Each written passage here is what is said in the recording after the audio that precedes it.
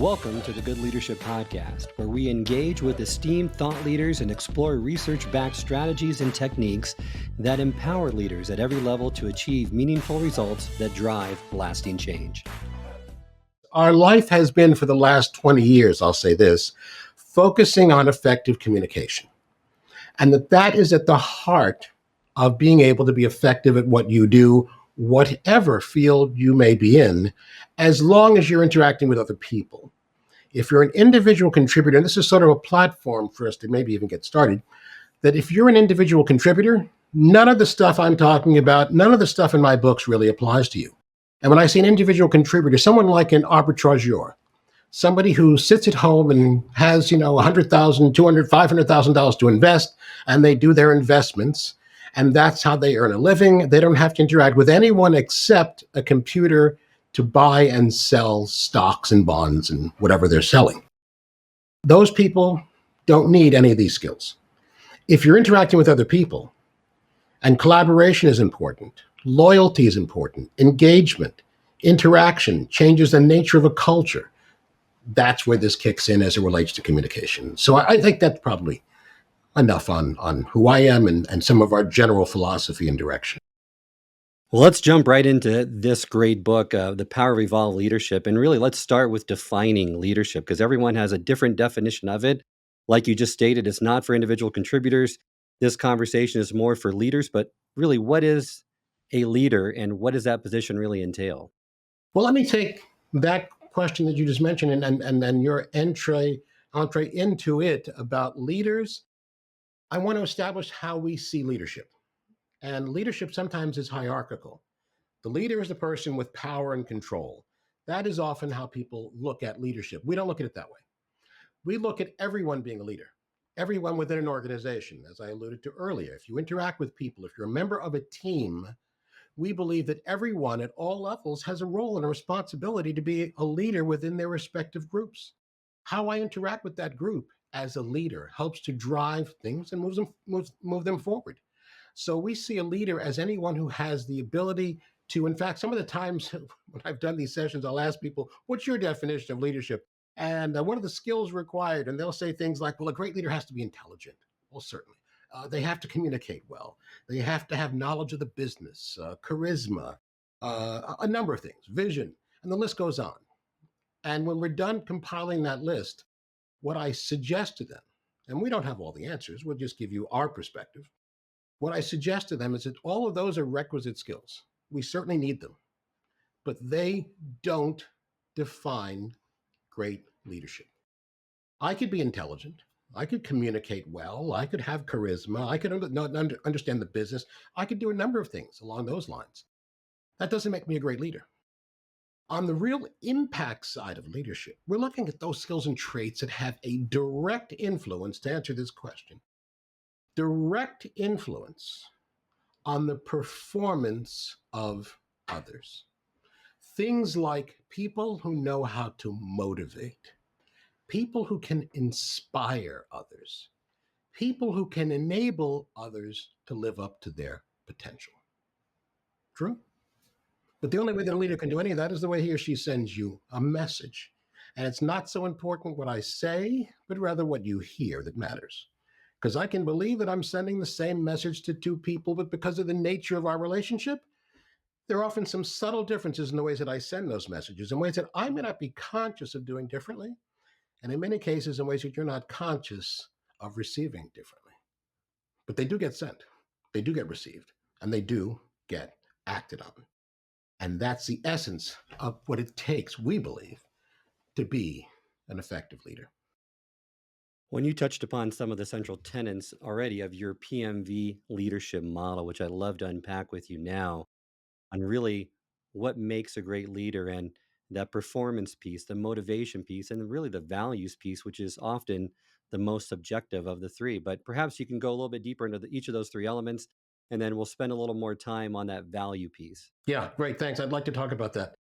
We spent a lot of time, Barbara Hockfield, my partner, on trying to shape it in a visual form, if you will, a model. I'm not a fan normally of models, but we thought it was important for this. And we decided to break it down into four discrete categories. You alluded to some of them. Three of them are directly connected, inextricably linked, if you will, and one sort of floats on its own, but among the other three. And the three that are connected on the arch, if you will, are performance, motivation, and vision. PMV. Performance is very straightforward. Performance is basically completing accomplished tasks, getting the job done, meeting goals, targets, objectives, the general sense of how people are measured as it relates to those kinds of activities. Motivation, which I alluded to a moment ago about how important that is to leadership, is inspiring, getting people engaged, committed, and being a part of a process because it has been absorbed by them and they believe in it and want it to be, not are told to make it, but they genuinely have embraced it. It's a part of their innovation and creativity as well. The vision is looking at the future. What do we need to do, not just today, because that's not being an effective leader. We don't just accomplish the current tasks. We have to look at what this is going to evolve to. Obviously, things like how is AI going to affect our business in the next 3 years, 5 years? I've been saying 3 and 5. I've now been shortening that to 1 and 3 and 5 because things are operating at such an incredible pace, and it's almost proverbial not knowledge to everyone that speed of ascension is so great and so steep that you need to plan out not that far, but much closer in terms of your vision and where you're going. Those three can't be separated. The values piece that you alluded to is also an important one, but it floats on its own because it's much more subjective. What what are values? How do you define what values are? And in this context, values has to do with, am I proud to work here? Does this company do things that make me feel like I'm respected? Not just making money, but I'm respected. Is there integrity here? Do these values align with my personal views and direction? Are they both done internally and also externally? How does this organization help the outside progress of society? And those things that sometimes are very important to people. I would not want to work for a company that, and I'm sure everyone knows about these what do they call them, call centers that call out to people and do all sorts of scamming of the elderly to get them to invest in things that aren't necessarily terribly reputable, but a number of things that callers will do. These people know what they're doing, but they don't care because their values aren't there. I just want to make the money. I could never work there, no matter how much they paid me. My values have to align more closely with the work that I do. Otherwise, I can't sleep at night. So, this is the area of values and why it's so almost amorphous. For some, it's very critical. I have a close relative, and I don't think I'll mention the company, but I'll just say it's a social media company. And she was working there. And she said, you know something? I don't feel that my life is doing what's important. There's so much of the stuff that goes on social media that I just don't respect. And I don't want to be a part of that. I'm embarrassed to say that I work for that organization. I'd rather say I work for a company that when people hear the name or learn about it, that it's something that they can respect, admire, and that I'm a part of that. That's where the values piece really kicks in and why it's so sensitive. There's a lot to be said about values, which I'm happy to tell you more about how it parses out as well. Well, yeah, and it's a very subjective nature of the value sector. It's the hardest to quantify, but ethics, what you state, really lies at the center of this, and it can be mapped into two separate channels. Yeah, the two channels that are very critical, and there's a field of study in the academic community, which I've been bringing into the corporate world. The two channels are deontological and teleological ethics, all under the category of business ethics. But deontological ethics really has to do with what's right and wrong. Done. It's right or it's wrong, period. It doesn't vary based on time. It doesn't vary based on circumstances. It is right or it's wrong. Teleological ethics is all about how it plays out. You make some judgment calls. I jokingly like to say the teleological example on the negative side would be the kid who comes to mom and says, Mom, would it be wrong for me to do this? and spells out what the kid wants to do. And that the mother's response would be, why don't you do that and tell me how that plays out for you in the back end? And if it worked, then we'll say it was good. And if it didn't work, then we'll say it was bad. I mean, those are, that's an extreme example of how teleological plays out. And in the workplace, we are faced with these kinds of decisions all the time. One that is very popular in the academic community for analysis. Let's say you're walking along the shore of a lake. You look out there and you see somebody, they look like they're drowning. They are drowning. And you want to help. So there you look down, and there at the dock, there's a boat, has the keys in it. You start it up, take it out there, you pull the person in, you save them, but they're hurt. You drive to the other end of the lake to the hospital, you get them in the hospital, you've damaged the boat along the way. But the owner has come out, hearing his boat start and taking off, and calls the police. Says, this guy, and gives your description, just stole my boat, heading over to that side of the lake. The police come over, they catch you. The question is, should you be charged with theft? Should you go to trial? And if convicted, and there's no question that you did it, pay the penalty. This is a question I thought just for discussion for you and me now. What should be done? I can make the argument the end justifies the means, right? If I save that individual's life, then that's pretty compelling evidence to suggest that it was worth doing, and hopefully I'll get some relief from the crime. Absolutely. The end justifies the means. And there are many people who in ethics say that that's a terrible way to look at what something that defines whether something is ethical or not, the end justifying the means. Now, the reason that's, I think, particularly important in the workplace is that we're not faced with decisions that involve stealing boats, but we are faced with decisions on how we judge the people who work for us and work with us. And just recently, a case came up where this company had a very strict policy on expense reports. If we find that you've done anything inappropriate, if there are any improprieties in your expense report, we have a zero tolerance, you have to go. And they were doing that until one of their top performers had a minor mistake. This wasn't trying to steal thousands of dollars. This was a minor mistake, but it was an intentional one. This is someone who, in the Wall Street community, managed hundreds of millions of dollars of accounts. And if he were to go, he'd likely bring a large percentage of his clients with him. The company was faced with that decision. Do we fire him in line with our zero tolerance? Or do we say, well, it's this guy, and he's got so much of our business tied up in his grasp. So what do we do about this? Their decision was that business was more important than consistency. And they said, you know what? We're going to make an exception. And if somebody complains about the exception, we'll deal with it when it comes up, but we're not going to lose what amounts to, hundreds of millions of dollars worth of client assets. When we make decisions internally about how we judge people, one of the other elements with values is, do I apply things differently to different people? Meaning, not just because of the power that they control, but because I like you.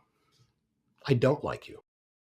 Is it based on race, gender, tenure, any number of other factors? So these are things that we need to wrestle with when we look at those kinds of values along those two channels of how we apply it. That's a great distinction to make, and one that I was unaware of prior to reading your book, which I think is a great piece of that first part of the book. When we look at leaders, there's always core traits of great leadership, and they always come up, right? And you list 10 of the most common ones in your book. I like to examine a few of them with that expanded perspective within this framework, if that's okay. And the first one that I think really bears a greater depth or a greater insight into is respect versus being respected. Everyone wants to be a respected leader, but being respected is different than showing respect to someone in certain contexts, correct? Yes. Basically, it has to do with pretense. That I can show respect, but it doesn't mean that I respect you. I can go through the exercise of respect and do all the proper protocols of respect, but I may not respect you. I think that most people want, as it relates to respect, the genuineness of that. Now, this gets very involved, and we spend a lot of time on this in the book. And this is what someone would get out of spending time within it, is the recognition that sometimes not presenting it based on your personal, honest, authentic feelings may be okay if it accomplishes the objective. And we're going to talk about authenticity being the goal. I'm sure at some point we'll probably discuss that because that's a core element of the book as well. But let me give you an example of how respect versus respected, being genuine about your thoughts versus following a protocol of behavior. Let's look at an example. Um, Someone once said, Steve, I'm going to challenge you on this. At one point, I had said, what's important is the behavior, not necessarily your inner feelings. And they said, let me challenge you on that. Tell me something. If someone were a member of the Ku Klux Klan, and that person you discovered your boss was, say, member of the Klan, even if he did all the right things, would you be able to work for that person? And it was a tough decision because it's such an extreme case, of course. And after thinking about it, I said, yes, I would. In fact, let me outline exactly why and how it would play out. It would depend on how they executed it. If that boss came in the mornings and had a smile and came up to me and said, good morning, Steve, how you doing? How was your weekend? That's great.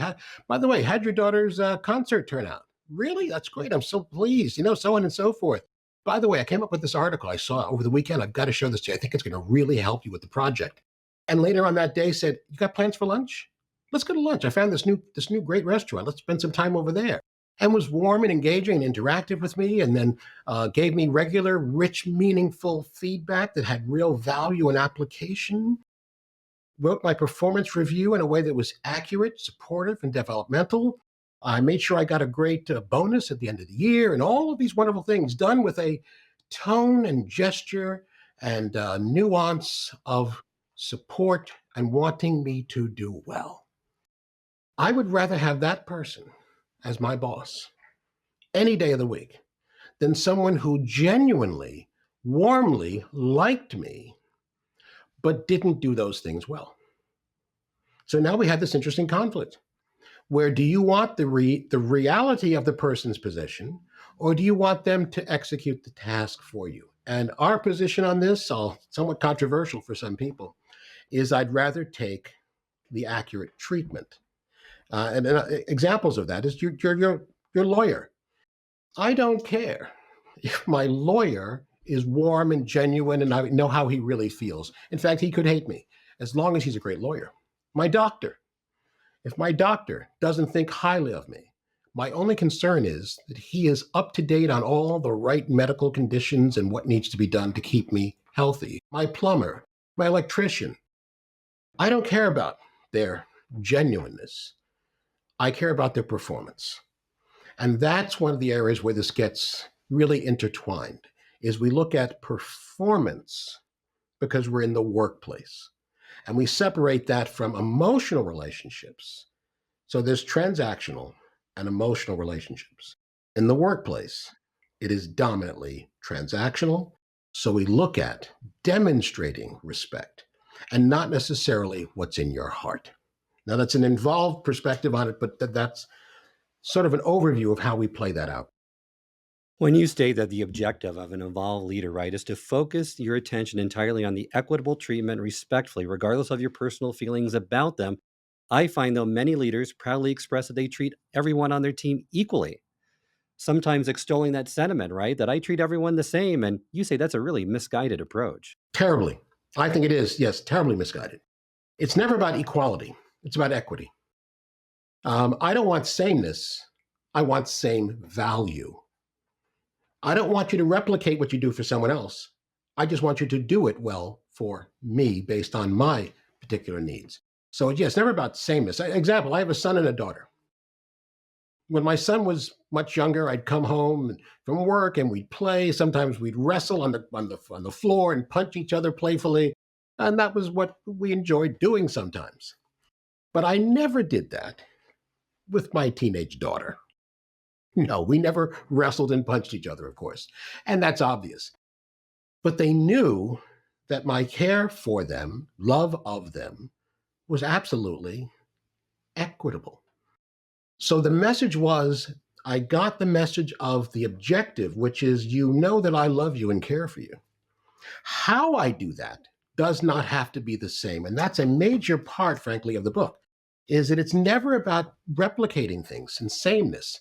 It's about understanding the uniqueness that I need to bring to be an evolved leader, because a fundamental leader will execute the tasks well. The evolved leader will have the insight to how I can do it in a way that will raise that performance, that motivation, that inspiration. That's what I'm looking for. And that's what an evolved leader does instead. I hope this episode has provided you with valuable insights. If it has, I ask you to share it with someone who would also benefit from it. If you've been enjoying and gaining knowledge from this podcast, then subscribe to our YouTube channel, where you can find all the previous episodes of the podcast and additional learning resources. You can also subscribe to the podcast on Apple or Spotify and leave up to a 5-star review.